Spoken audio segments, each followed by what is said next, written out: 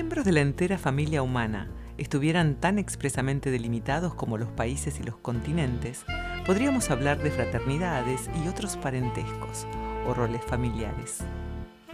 Aquí jugamos a que Sudamérica es una niña que tiene 2 hermanos, Centro y Norteamérica. Vemos que en comparación con el continente euroasiático aparenta ser mucho más joven civilizatoriamente. Pero investiguemos si es así. En esa relación podemos imaginar que América del Sur se encuentra en pleno desarrollo y crecimiento, mucho más en desarrollo que América del Norte, por ejemplo. Decimos que es la menor de los 3 hermanos. Norteamérica, especialmente representada por Estados Unidos, es un adolescente. Y Centroamérica es el hermano del medio, más cerca en edad y vivencias a Sudamérica. Su hermano mayor, ella lo llama Big Brother, pareciera tener una conducta dominante hacia los 2. ¿Habrá sido y será siempre así? Por supuesto, el parentesco es una proposición metafórica que nos sugiere que todos los habitantes y toda civilización, por antigua y olvidada que esté, tiene un rol determinante en la gran constelación familiar de la especie humana. Para comprender esta constelación, comenzamos tratando de saber acerca de nuestros ancestros. ¿Cuál es nuestra herencia genuina? ¿Cuántos entrecruzamientos de razas y linajes debieron encontrarse, separarse y volverse a encontrar, hasta llegar a las comunidades que habitan el mundo en el presente? En el caso de Sudamérica, queremos ir más allá de la formación cultural derivada de la conquista europea de las Américas, sin rechazarla, sino integrando toda la información, porque es posible que Sudamérica sea tan nueva y tan antigua como cualquier civilización precedente, y esté a punto de surgir de su esencia un nuevo ser.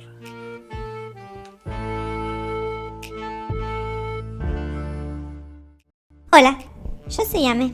Les presento a mis hermanos. Este que está pegado a mí es Flaco y Cetru, y aquel es Eu, así como suena, así como se dice yo en portugués.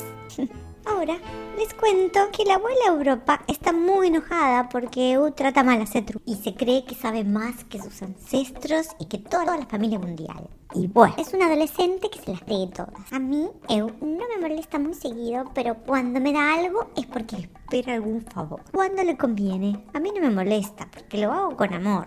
Él se cree que es un rey y se lo merece, pero ya se va a dar cuenta que todo reino tiene su principio y fin. Ojalá para ese fin haya alcanzado la mayoría de edad y se haya vuelto menos invasivo. Al abuelo no lo conocí. Europa dice que era un sabio que la enamoró y que se volvió a su tierra y ella no pudo seguirlo. Se vieron pocas veces en la vida, pero siempre se amaron. Después murió, pero ella jura que siguió viviendo en los sueños de los aborígenes australianos hasta hoy en día. Ahora quiero que me acompañen a conocer sobre mi propio ser. No es tan fácil. Hay mucha distancia interna y sigo dividida por diferencias que yo misma no entiendo. Tal vez ustedes me ayuden a entender qué pasa conmigo, porque no me siento una entera, completa. Y aunque la abuela me diga que estoy bien, sigo sintiendo que no, porque no me puedo defender cuando Eu me obliga a hacer cosas que él quiere que haga. Ya les dije que lo hago con amor, pero empieza a doler. Se pone furioso y agresivo cuando no me domina. Me escapo y me meto dentro. Y aquí me siento bien, conmigo misma, amando lo que tengo. ¿Vienen conmigo? Voy a empezar por Bolivia. ¿Por qué? No sé, tengo ganas de pasearme por ese lugar interno. No es tan grande como Brasil o Argentina, pero tiene una diversidad asombrosa y me parece un buen lugar para empezar. Salir por ahí, tal vez porque no tengo salida al mar, pero tengo el lago más grande y más alto de todos. Una invitación para viajar juntos por esta inmensa y antiquísima cultura. Santuario de vida silvestre y biodiversidad. Una región mágica que se alza en el corazón del continente. Tierra con altiplanos, en terrazas que bajan de la montaña hacia los valles. Aunque el relieve es muy variado, hay 2 zonas bien diferenciadas. La Alta Bolivia, o región occidental, que forma parte de la cordillera, y el llano, o región oriental. Más de la mitad de la población de este hermoso país es indígena. los aymaras, los quechuas, los chiquitanos, los moxeños, los guaraníes. Entre ellos, es necesario mencionar al exiguo grupo de los huros, pueblo muy antiguo que aún conserva su asentamiento y sus antiguas costumbres. Existen grupos originarios menos conocidos que habitan el selvático oriente. Otra gran división étnica es la de los mestizos, descendientes del entrecruzamiento entre españoles e indígenas, mayormente vinculados al trabajo rural y a la minería.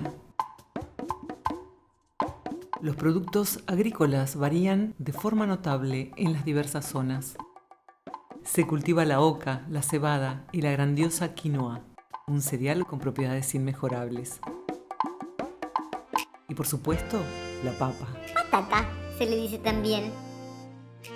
En los valles encontramos el maíz, que se utiliza tanto para preparar harina como chicha, bebida fermentada muy difundida entre los pueblos andinos. Ni chicha ni limonada. En las yungas está muy extendido el cultivo de las hojas de coca. El arbusto coquero siempre ha sido utilizado por la población indígena, que entre otros usos sirven para aplacar los estímulos del hambre. Aquí se produce también un café de excelente calidad. Y el cacao. En los llanos, la yuca, la caña de azúcar, el algodón, el arroz y el tabaco.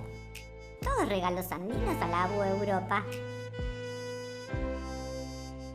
En el altiplano abundan especialmente los camélidos, como en Perú, la llama, la alpaca, el guanaco y la vicuña, muy apreciados por su lana, su carne y como carga. Son los verdaderos benefactores del lugar.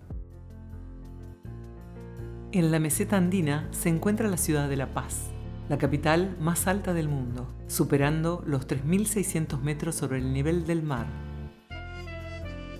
Tiempo después de la llegada de los españoles a América, se produjo el hundimiento de la parte sur del altiplano, donde se asienta La Paz, dando origen al valle de Achocalla. Es tan joven esta parte de mi tierra que aún se está nivelando. Aquí, en la ladera de la montaña, viven millones de personas. Conviven la cultura aymara y la quechua. Es una zona árida, sin árboles, muy ventosa y de un color grisáceo amarillento. Desde la ciudad se ve el gran volcán extinto, Illimani, con su cumbre aún helada. Llueve escasa vez y las oscilaciones térmicas convierten este lugar en un desafío extremo para el desarrollo humano. Toda la zona tiene economía de tipo preindustrial.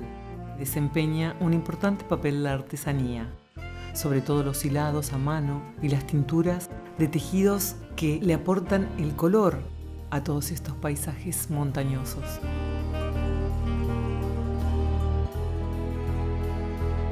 La altitud puede ser un problema para los que visitan estas tierras. El apunamiento o soroche o enfermedad de las alturas da mucho cansancio. Pero santo remedio el de las hojas de coca. Esta planta sagrada para la cultura indígena aporta grandes beneficios medicinales. Y vean este grupo de mujeres hermosas en los montes cercanos a La Paz. Y el mercado de hechicería o el mercado de las brujas. Y la forma de manejarse por la ciudad en los teleféricos, sostenidos en toda la ciudad capital como móviles bolas flotantes en el aire. Y lo rico de los desayunos con empanadas súper picantes. Lo que nos vamos a llevar de este país como souvenir es un equeco, manifestación cultural característica del altiplano andino que aún hoy en día recibe culto en el occidente de Bolivia. Símbolo de la abundancia, fecundidad y alegría. Se dice que provee de abundancia al hogar. En sus inicios tenía rasgos indígenas y no llevaba ningún tipo de vestimenta. Su desnudez era símbolo de la fertilidad, pero la Iglesia Católica intentó erradicar su culto en tiempos de la colonia. Aunque sin mayor éxito, la imagen llegó a sufrir ciertos cambios. Fue vestida y sus rasgos cambiaron a los de un mestizo. Hacia el sur encontramos a Potosí y al Cerro Rico, así llamado por sus excepcionales yacimientos mineros. Entre los siglos XVI y XVIII, Potosí fue la ciudad más rica del mundo, que tiene aproximadamente el tamaño de Londres. La palabra Cutuxi, que lo designa, es una palabra quechua que significa explosión, estruendo.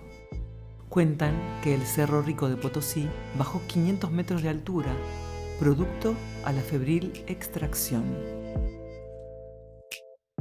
Si hay algo que encantó a la agua Europa fueron las riquezas del subsuelo de este bendito territorio, con todos sus minerales. Las minas de plata y estaño de mi Bolivia son únicas en el continente. Las monedas acuñadas aquí tenían mucho valor. Se bajaron una montaña los sabios enviados de la abuela. Además, Potosí, junto a La Paz y Sucre, es uno de los centros más ricos del arte colonial. Si nos alejamos 1 hora y media de La Paz aproximadamente, encontramos el Valle de la Luna, así llamado por su parecido con la superficie lunar. Enormes catedrales de piedra, santuarios de diseño mineral, como la gran piedra conocida como la Muela del Diablo. Las ruinas de Pumapunku, nombre que le dieron los aymaras a estos megalitos. A pocos kilómetros de allí se erige Tiwanaku, el centro arqueológico precursor de la cultura preincaica. La palabra Tiwanaku parece tener distintos orígenes. En aymara significa piedra central o ribera seca y hace referencia a la Puerta del Sol, que labrada en un único bloque es el monumento más famoso de la zona.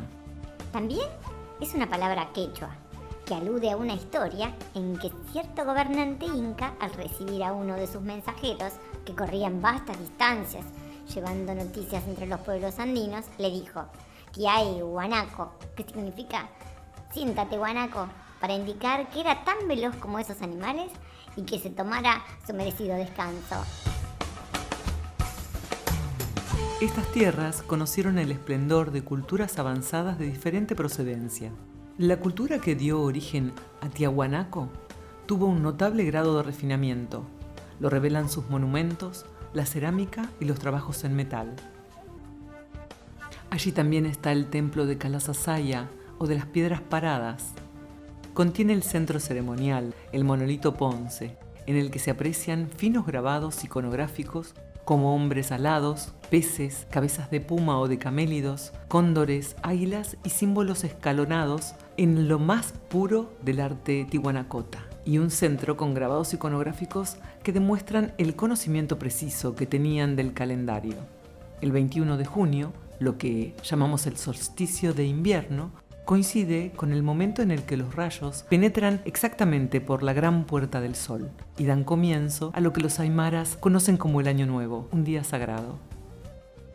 A la cultura de Tiahuanaco siguió la de los pueblos collas, del grupo de los aymaras, origen de una civilización político-social más organizada, que fue luego adoptada por los incas. Vivían agrupados en ailius, una forma de comunidad social extensa. Instituciones que reunían varios grupos familiares bajo el mando de un curaca o ilocata. La cabeza de la ailiu se denominaba Malcu, que significa cóndor, que con el tiempo llegó a convertirse en un verdadero monarca. Así ocurrió hasta que llegaron los incas, y así estaban cuando llegaron los españoles. Un incesante llegar, a pesar de lo poco que se han mezclado los pueblos que hoy conocemos como Bolivia. Cuenta la leyenda que quien creó la primera humanidad y la destruye mediante el diluvio fue Viracocha, y hace que el sol y la luna emerjan del lago Titicaca. La encarnación del sol entraba por la puerta del sol, Tiahuanacu, y representa al dios creador. 29.000 años antes de Cristo aparecen las primeras piedras trabajadas con herramientas, sofisticadas para la época. Los artistas de entonces dejaron sus dibujos en las cuevas del lugar.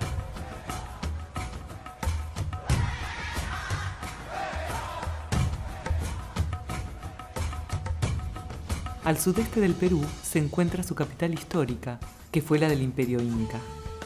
Es el lugar en el que el agua y el cielo entremezclan sus colores y es tan nítido el reflejo y tan puro el aire a esas alturas que, según la leyenda, es donde nacen Manco Cápac y Mama Ocllo en el lago Titicaca, quienes fundan el Cusco en la cuenca del río Guatanay. La leyenda también dice que los hombres de estas tierras vivían su vida feliz, donde no les faltaba ninguna cosa y no tenían sufrimientos. Los dioses, Apus, prohibieron solo una cosa a los hombres: no podían subir a la cumbre donde ardía el fuego sagrado. Antes, el mundo vivía en tinieblas, alumbrado apenas por una pálida luz, la de la luna. Un día, el sol prendió su llamarada sobre el lomo de un gran puma de piedra que existía en una isla. Los hombres pudieron por fin contemplar el inmenso lago que llamaron desde entonces el lago del Titicaca, es decir, el lago del puma de piedra. El Titicaca es el lago más alto del mundo. A 3.800 metros sobre el nivel del mar, sus aguas profundas albergan todo tipo de vida y hasta los sapos gigantes encuentran su lugar. Está rodeado de picos nevados, con la cordillera abrazando el inmenso lago de agua salada. Se cree que pudo haber sido parte del mar, que se elevó con los picos cordilleranos en los movimientos geológicos.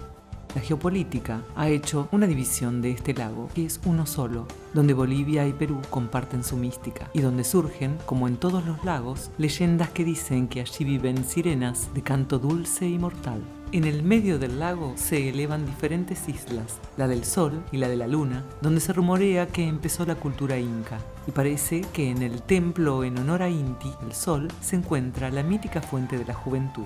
En el tiempo de los incas, una vez al año, había una representación teatral en el lago, en que la luna y el sol se encontraban como si estuvieran vivos.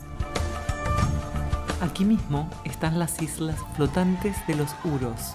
Ellos hacen sus propias casas flotantes con juncos o totoras. Son islas de unos 3 metros de profundidad y unos 30 metros de largo. Suelen dedicarse a la pesca y a los tejidos.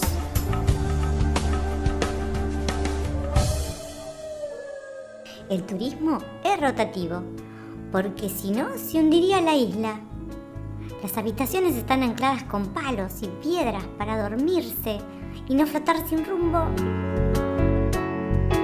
Estas comunidades flotantes, en su organización política, se distribuyen el poder entre ellas, rotando el mando y la toma de decisión de la comunidad. Cada isla tiene un gobernante, pero en varias, que son mayoría, las gobernantes son mujeres, y los ancianos, los más sabios, conservan la tradición y la transmiten de generación en generación.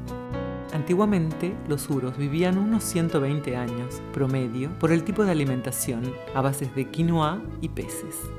En la isla de Taquile, Intica, en quechua, no hay criminalidad y cualquier problema que tienen lo discuten los domingos en la plaza.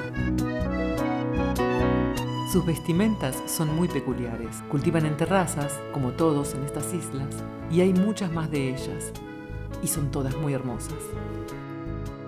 Bajando hacia el sur del país, nos encontramos con Oruro, situado a 3.700 metros en las montañas del oeste. Era un centro ceremonial precolombino, antes de convertirse en un importante centro minero en los siglos XIX y XX. Un lugar sagrado para el pueblo Uru, al que venían desde muy lejos para cumplir con los ritos, especialmente la gran fiesta de Ito. Los enviados de la AU prohibieron esas ceremonias en el siglo XVII, pero estas continúan bajo la fachada de la liturgia cristiana. Los dioses andinos se ocultaron tras los íconos cristianos, convirtiéndose así en santos. O sea, la fiesta de Ito fue transformada en un ritual cristiano. La Candelaria y la tradición Lama Lama o Diablada se convirtió en el baile principal de Oruro. El bien y el mal eran representados por el diablo y la Virgen de la Candelaria, o también por la lucha del arcángel Miguel contra una serie de figuras malignas. Todos los años, durante 6 días, el carnaval da lugar al despliegue de toda una gama de artes populares en forma de máscaras, tejidos y bordados. Durante lo que llaman entrada, más de 28.000 bailarines y 10.000 músicos, repartidos en grupos, participan en el desfile, recorriendo durante 20 horas sin interrupción los 4 kilómetros de la procesión, que ha sabido conservar las características tomadas de los misterios medievales. La morenada, así la llamaban, satiriza los bailes de la colonización española de la AU. Bajando un poco más al sur aún, está el maravilloso Salar de Uyuni, el desierto de sal más grande del mundo. Tan blanco que contrasta con el cielo azul y en épocas húmedas hace de espejo al cielo. Esta inmensidad blanca se fue formando con capas calcáreas. Se evaporaron las aguas y quedó solo la sal. Es también reserva de litio, la más grande del mundo. Lo que le encanta a Eu. También es muy rica en boro, magnesio y potasio. Un paisaje singular.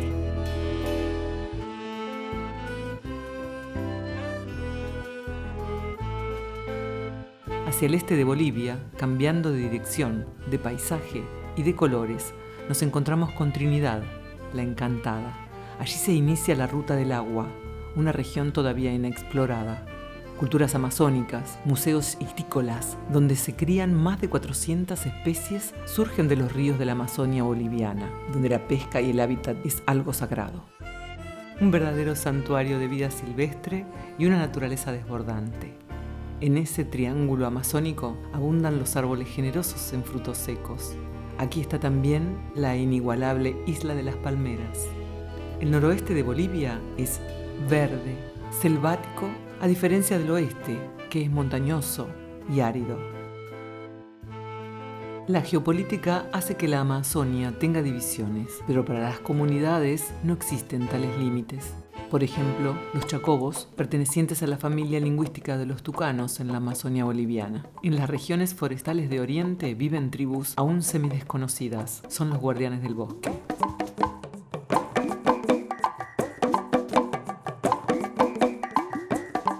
Con el manipulado aumento del precio internacional del oro en los últimos años, la actividad de extracción ha ido explotando zonas no tradicionales como la Amazonia boliviana, tendencia con impactos muy negativos para la salud y el medio ambiente. Se han derramado 50 toneladas de mercurio en Bolivia. En compensación, podemos decir que la especie humana al menos ahora protege algunos parques. Por ejemplo, el Parque Nacional Madidi, con más de 1.800.000 hectáreas, es la reserva natural con mayor biodiversidad del mundo. 5 diferentes pisos ecológicos, selvas primarias, especies endémicas y ecosistemas únicos en el mundo, incluyendo desde tierras bajas hasta picos de montaña.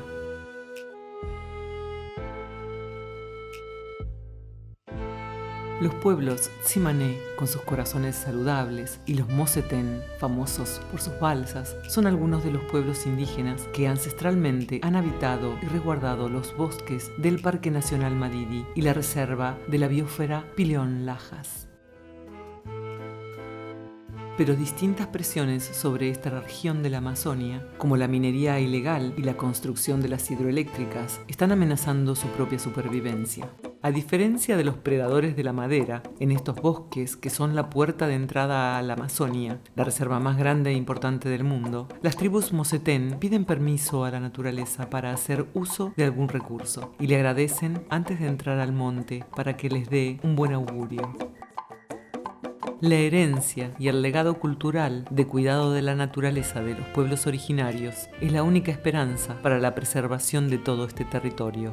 La máxima amenaza que reciben estas comunidades tiene que ver con esa premisa de que Bolivia es el centro energético en el que quieren construir represas que dejarían a los bosques debajo del agua, convirtiendo todo en un gran pantano. Los originarios luchan contra estas compañías predadoras para que no se pierdan sus casas ni sus vidas debajo del agua. Todavía tengo mucho que conocer de mí misma. No me dejen sola. Toda esa diversidad está viva, como lo estoy yo por su vivir. ¿Me acompañan en el próximo viaje de autoconocimiento? Estaré aquí esperándolos para seguir viajando al centro del propio ser. ¡Bendiciones!